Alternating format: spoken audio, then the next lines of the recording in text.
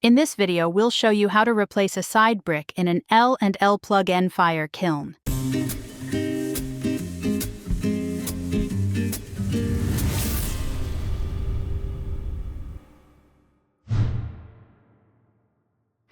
If a side brick in your kiln has been damaged and needs to be replaced, begin by loosening the metal band that wraps around the body of the kiln.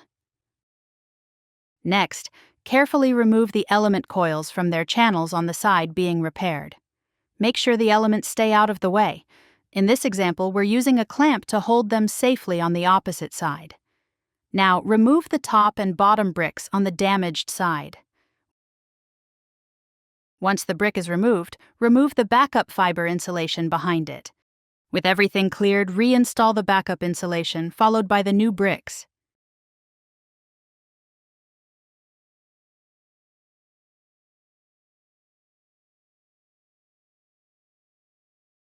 Once everything is in place, retighten the metal band.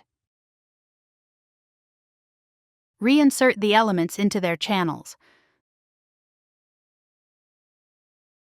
Finally, if needed, sand the new brick until it's flush with the surrounding surface, and vacuum up any brick dust before finishing.